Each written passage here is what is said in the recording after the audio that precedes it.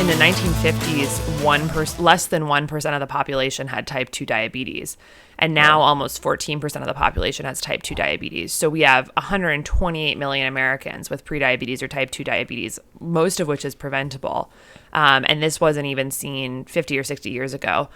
Some of the conditions that are big killers in the United States, like cancer and heart disease and stroke, someone could easily say, yeah, well, life expectancy was like 60 100 years ago. So people weren't even getting old enough to have these conditions. So that's a fair point. But when we think about just 50, 60 years ago, rates of diabetes, life expectancy has not changed that much in the past 50 or 60 years. And so we're really seeing, I think, a direct contribution from dietary and lifestyle choices. Yeah.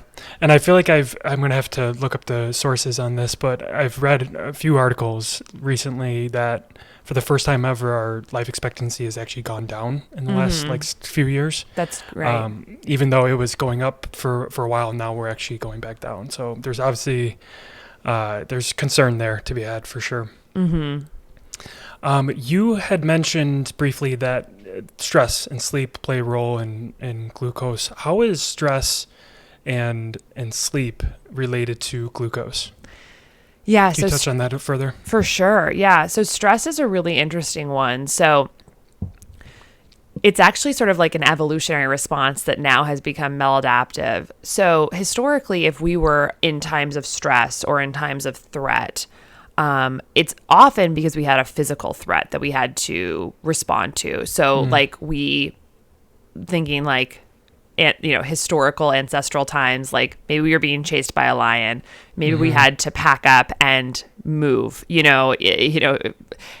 like we had to basically use our muscles and move and when we were under stress. So the body created this really interesting feedback loop where stress hormones like cortisol and catecholamine hormones actually tell the liver to dump that stored glucose that we have, those chains of glucose called glycogen, into the bloodstream so that our muscles have ready access to energy, like really quick access to circulating glucose. So that was really useful when most of our stressors were physical threats. But now most of our stressors in the modern world are not, corporeal in nature. They're mostly psychological. It's like the ping from our phone and an email and a stressful conversation and someone honking at us. And yet our body responds to it the exact same way. It releases the same hormones and our body dumps that glucose into the bloodstream. And yet we don't need it because we're just sitting at the computer.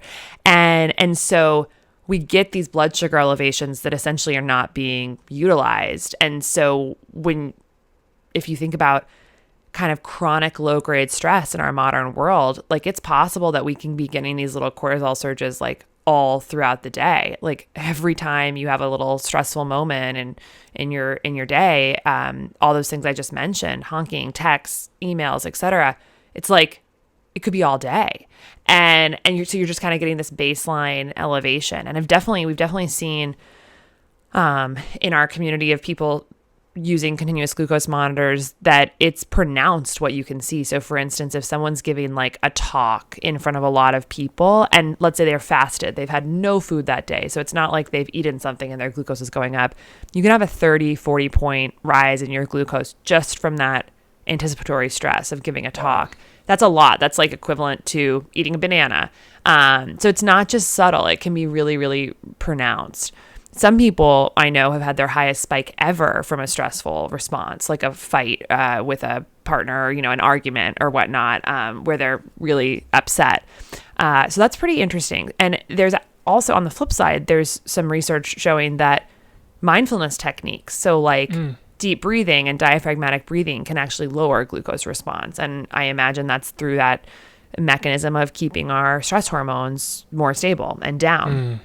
So that's kind of the stress piece.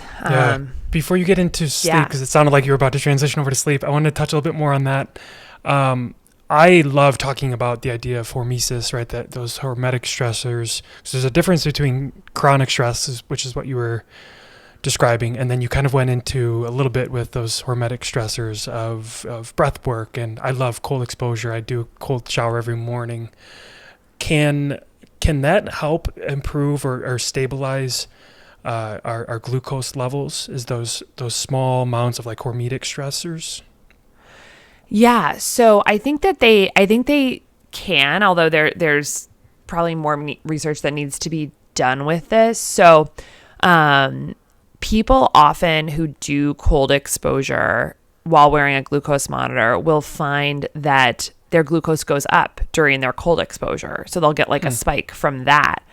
And that's likely from the stress hormones that are surging during that time. But that's really, I would say, falls into that category of like that acute, quickly self-resolving stressor that may fall more into the hormetic category. Very different from the 20 times a day, the chronic low-grade stress, or kind of just like a little bit activated here and there. And it's just kind of keeping everything like heightened all day. That's not what we want. And the other thing about cold exposure or high intensity exercise, for instance, that are sort of like hormetic stressors, high intensity interval training will also often cause glucose to elevate for the same reason, because it's like such a strenuous activity that it causes the body to release stress hormones. And in cold exposure and in high intensity interval training, the body actually might need to use that glucose because you're shivering during cold exposure, your muscles are actually maybe using that glucose. And same with the high intensity interval training, your body's actually going, there's a sink for that glucose. Like it's pumped out into the blood, but then you're actually using it in some way. And so somewhat different physiology. The other interesting thing about high intensity interval training as a stressor is that the muscles have this really unique capability of actually being able to take glucose up without an insulin signal. So just contraction of muscle fibers alone can allow glucose to be taken up into the cell.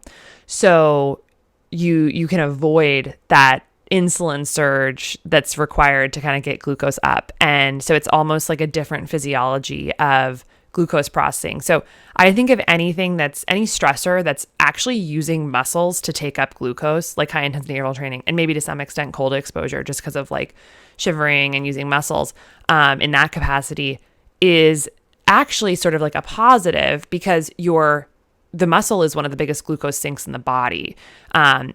It's going to take up that glucose and actually use it. So it's a way to burn through glucose. So I think of high intensity interval training, even though it is a stressor in a sense, it's causing stress hormones to be released. What it's doing is it's shuttling glucose out of the liver and being used by the muscles. So it's really burning through, as opposed to just unloading and then letting it just sort of sit in circulation and like lead to issues with more like psychological low-grade stressors.